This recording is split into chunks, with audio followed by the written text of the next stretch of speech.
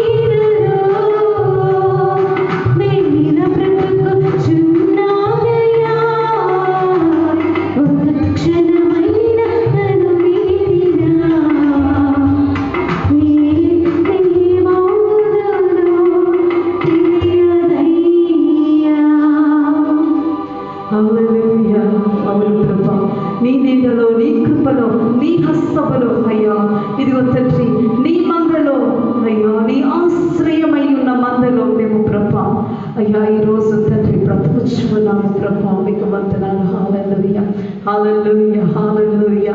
మీకు స్తోత్రములు. హల్లెలూయా, హల్లెలూయా. ఆమేన్. హల్లెలూయా, హల్లెలూయా. సర్వోన్నతమైన దేవునికి మహిమ.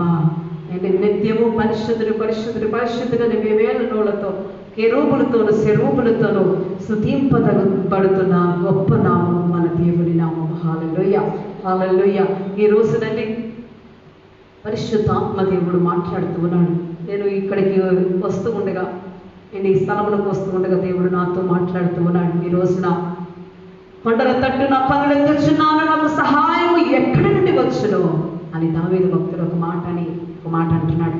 యెహోవా వలనే నాకు సహాయము కలుగును. ఆమేన్. అందరూ కూడా చెప్తాం, యెహోవా వలనే నాకు సహాయము కలుగును. అందరూ కూడా చెప్తాం, యెహోవా వలనే నాకు సహాయము కలుగును. ఆమేన్. హల్లెలూయా, హల్లెలూయా. ఈ రోజున అనేకమైన పర్వతాలు ఉన్నాయి, కొండలు ఉన్నాయి. ఏంటి? కొండల తట్టు నా కళ్ళు ఎత్తుచున్నాను అంటే దేవుడు పైకి నా ముఖమును ఎత్తి చూస్తూ ఉన్నాను.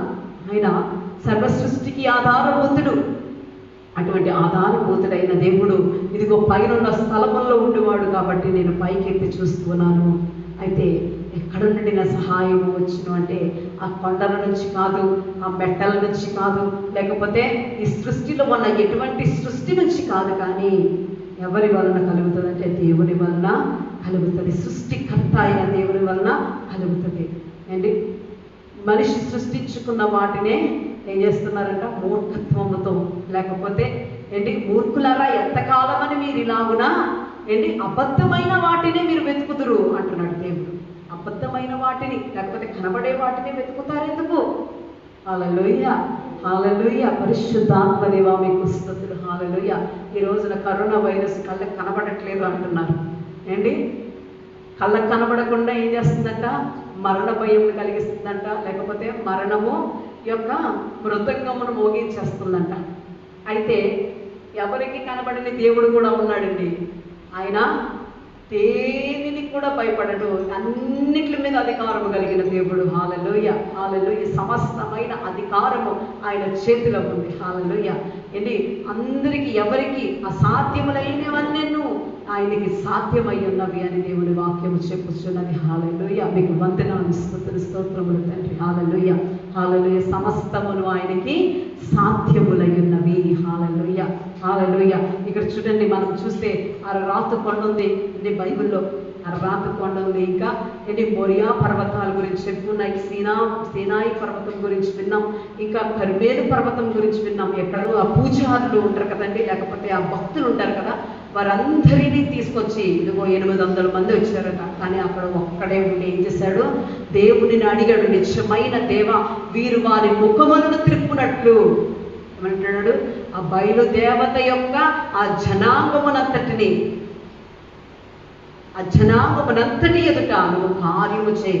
ఆ జనాంగమంతా నీ వైపు వారి యొక్క దృష్టిని మరల్చేంతటి గొప్ప అద్భుత కార్యములు చేయని దేవుణ్ణి ప్రార్థించారు. హల్లెలూయా. అక్కడ అద్భుతమైన రుజువు దేవుడు చూపించాడు. ఏంటంటే అగ్నిని కుమ్మరించాడు. నీటితో ఉన్న మాంసము అగ్ని తాకితే ఏమవుతుందంటే అగ్ని ఆగిపోద్ది కదా, కానీ అగ్ని ఏం చేసింది? దహింప చేసేసిందంట. మొత్తం నీరు కూడా ఆరిపోయింది అని ఉంది బైబిల్లో.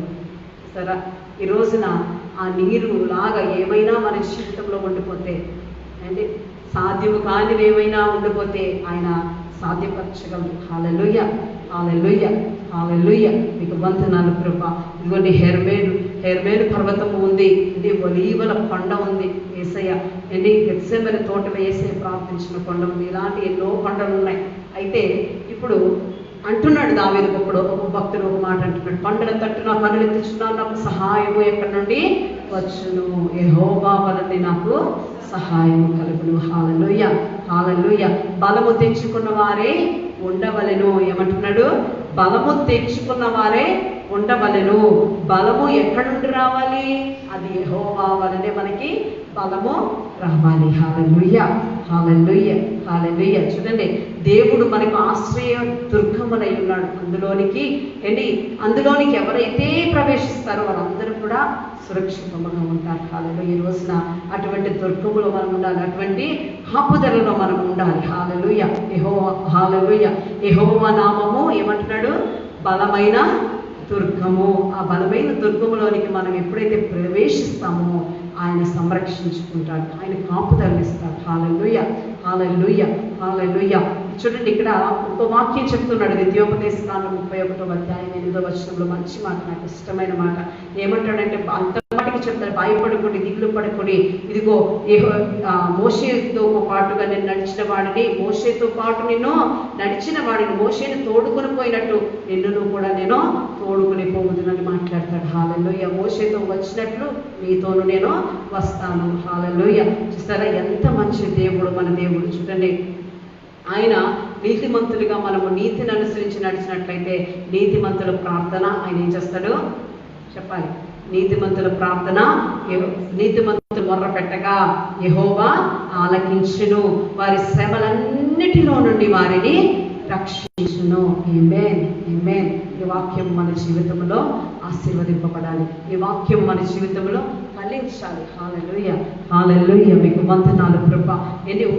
ఇంకొక వాక్యంలో ఫిలిప్పీయులకు రాసిన పత్రిక 4వ అధ్యాయం 6వ వచనంలో అంటాడు, ఇదిగో చింతపడకుడి, దేని గురించి చింతపడకుడి కానీ ప్రార్థన విజ్ఞాపనలతో కృతజ్ఞతాపూర్వకముగా మీ విన్నపములు దేవునికి తెలియచేయండి అంటున్నాడు. హల్లెలూయా.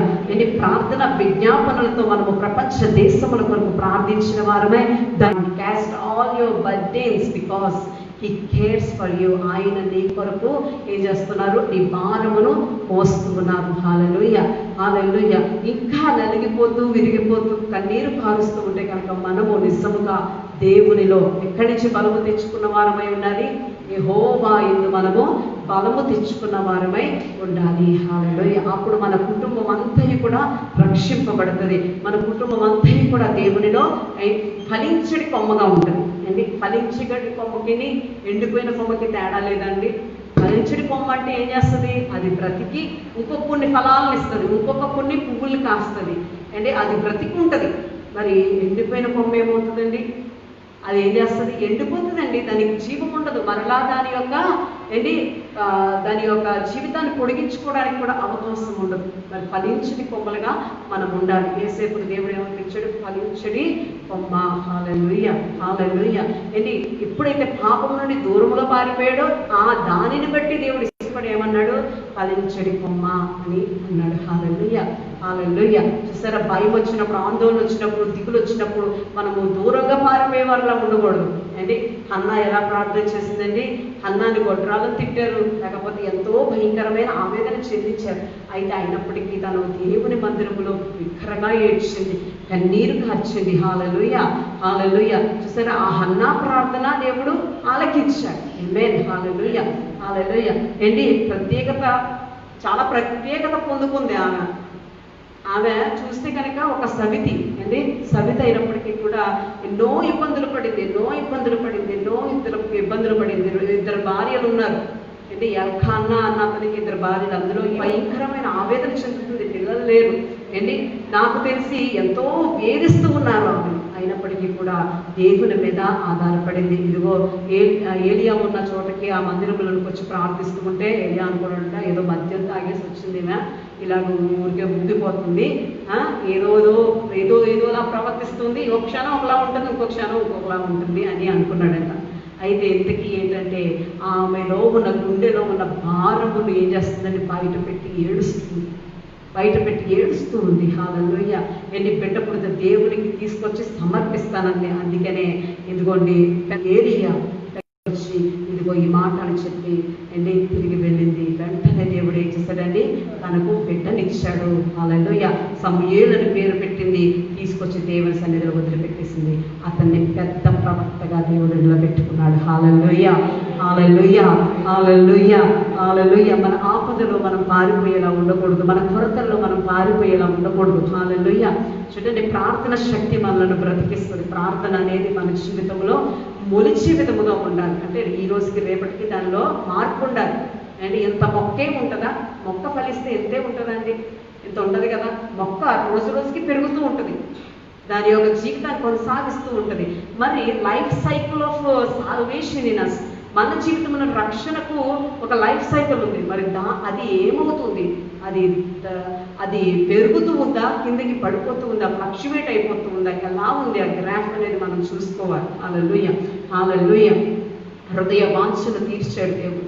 అంటే ఆపద వచ్చింది అంటే దావీదు కుమారుని పోగొట్టుకున్నాడు. ఏం చేశాడు? దావీదు కుమారుని పోగొట్టుకొని అని ఏడుస్తూ కూర్చోలేదండి. ఇదిగో నాట్యముతోను, తమ్ములతోను, వాయిద్యములతోనంట, ఇదిగో వీధులంట నాట్యం చేస్తూ ఇంకా దేవుడిని స్తుతిస్తూ ఉన్నాడంట. అంటే ఏంటి? దుఃఖము లేక కాదు, ఆవేదన లేక కాదు, దేవుడిచ్చాడు, దేవుడు తీసుకున్నాడు, ఆయనకి తెలుసు సమస్తమని ఆయన నిర్ణయించుకొని దేవుడిని స్తుతించడం మాత్రం ఆగలేదు. హల్లెలూయా.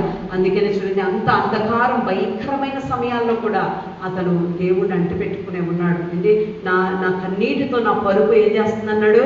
తేలిపోతుంది అన్నాడు. చూసారా ఎంత భయంకరమైన అనుభవమో. అయితే అందుకని దేవుడు అంత విశ్వాసపూర్వకంగా ఉన్నాడు కాబట్టి నా హృదయానుసారుడు అని దేవుడు మెచ్చుకున్నాడు. హల్లెలూయా, హల్లెలూయా. మన ఆపద సమయాల్లో మనం పోగొట్టుకున్న స్థితుల్లో మనం దూరంగా పారిపోవడం కాదు, దేవునికి ఇంకా దగ్గర అవ్వాలి. హల్లెలూయా, ఇంకా దగ్గర అవ్వాలి. హల్లెలూయా. మీకు వందనాలు. హల్లెలూయా. పరిశుద్ధాత్మదేవ మీకు స్తుతులు. అయ్యా, ఇదిగో తండ్రి నాయన, యెహోవాను ఆశ్రయించుటి, ఆయన బలమును ఆశ్రయించుటి. దేవుని ఆశ్రయిద్దాం, ఆయన సన్నిధి నిత్యము వెతుకుదాం.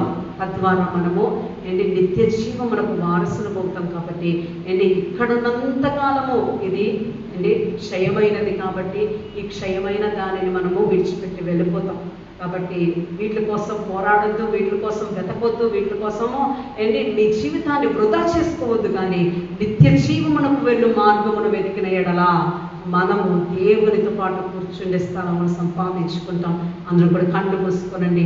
పరిశుద్ధాత్మదేవ మీకు వందనాలు. నిత్యముగా అయ్యా, ఇదిగో నిశ్చయముగా మమ్మల్ని నీ యొక్క తండ్రి నాయన వాక్యములో కట్టి, నీ యొక్క శక్తిలో కట్టి ఉన్నావు దేవా, మీకు వందనాలు. ఇదిగో తండ్రి అయ్యా, మా కన్నీరు, మా యొక్క దుఃఖము, మా యొక్క ఆవేదన, మా యొక్క నైనా నిర్జీవమైన అయ్యా నీ యొక్క తండ్రి నాయన బ్రతుకులలో ప్రభా జీవమును కుమ్మరింప చేసి నీ యొక్క తండ్రి నాయన అయ్యా కరుణ కలిగిన హస్తాలు మా కుటుంబాల మీద ఉంచావు. మీకు వందనాలయ్యా. ఈ రోజున కన్నీరు కారుస్తూ ఉన్న కుటుంబాలు ప్రభా, ఇదిగో తండ్రి నాయన కరోనా వైరస్ తో ప్రభ దుఃఖపడుతున్న కుటుంబాలను మీరు జ్ఞాపకం చేసుకోనండి తండ్రి. మీకు వందనాలు అయ్యా. నీ హస్తములకు అప్పగిస్తూ ఉన్నాను. ఇదిగో తండ్రి నాయన క్షేమము, కాపుదలను అయ్యా భద్రతను అనుగ్రహించండి ప్రభా. మీకు వందనాలు, స్తుతులు, స్తోత్రములు తండ్రి. అయ్యా ఇదిగో ప్రభా నాయన మా సంఘ బిడ్డలందరినీ కూడా నీ చేతులకు అప్పగిస్తున్నాం. ఇదిగో తండ్రి ఫేస్బుక్ లో ఉన్న నాయన ప్రతి ఒక్క అయ్యా ఇదిగో తండ్రి నాయన అయ్యా స్నేహితులందరినీ కూడా నీ చేతులకు అప్పగిస్తున్నాం ప్రభా. నీ వాక్యములో ప్రతినిత్యము కట్టబడుతున్న వారమే, ఎక్కడను దిగులు పడకుండా, భయపడకుండా, ఆవేదన చెందకుండా ఇదిగో ప్రభా నేను మోషేకు తోడయ్యున్నట్లు నీకును నేను తోడయ్యున్నాను వాగ్దానం చేసి ఉన్నావు తండ్రి. మీకు వందనాలు. ఇదిగో ప్రభా నైనా నువ్వు కునుకువు, నిద్రపోవు ప్రభా. అయ్యా ఇదిగో తండ్రి మీ అరచేతుల్లో మమ్మల్ని చెప్పుకున్నారు, మమ్మల్ని భద్రపరుచుకుంటున్నారు. మీకు వందనాలు, స్తుతులు తండ్రి నాయన. ఇదిగో ప్రభా మా తల వెంట్రుకలనైనా అయ్యా మీరు లెక్కించి ఉన్నారు. అంటే తండ్రి నాయన అయ్యా సర్వమును మీరు ఎరిగిన వారు, మా అంతరంద్రియములో ప్రభనైనా అయ్యా ఇదిగో తండ్రి ప్రతి రహస్యమును ప్రభ మీరు ఎరిగిన వారు తండ్రి. పరిశుద్ధాత్మదేవ మీ చేతులకు అప్పగిస్తున్నాం. అయ్యా ఈ ఆరాధనంతా కూడా ప్రభ లైవ్ లో ఉన్న బిడ్డలను ప్రభ అయ్యా ఇదిగో క్షేమము, కాపుదల, భద్రతను మీరు అనుగ్రహించండి. అయ్యా విలువైన నీ రక్తముతో ప్రభ తిరిగి కట్టి ప్రభనైనా అయ్యా ప్రతి ఒక్క సర్వమైన సమస్తమైన అయ్యా నీ అధికారములకు మేము అప్పగిస్తుండగా ప్రభ ఎటువంటి దుష్టుడు కానీ ప్రభ అయ్యా దుర్నీతి కానీ వారిని అంటకుండా ముట్టకుండా ప్రభ నీ కాపుదల్లో వచ్చింది. ఏ తెగులు వారి గృహములకు నైనా అయ్యా ఇదిగో ప్రవేశించకుండా ప్రభ ఎప్పుడు నిత్యము రక్షణ సునాదము వినబడినట్లు ప్రభ అయ్యా ఆ స్తుతులనే అయ్యా నైవేద్యము, ధూపము, బలి అర్పణ ప్రభ ఇదిగో తండ్రి ప్రతి ఒక్క తండ్రి సాతాను క్రియ, ప్రతి ఒక్క తండ్రినైనా అపవాది క్రియ, ప్రతి ఒక్క తెగులు అయ్యా యేసు నామములో అది ప్రభ అగ్ని చేత కాల్చబడి వెతువనడానికి మీ కృపను అనుగ్రహించమని యేసు నామములో అడిగి వేడుకలు పొందుకొని నామ తండ్రి. ఆమేన్, ఆమేన్, ఆమేన్. హల్లెలూయా.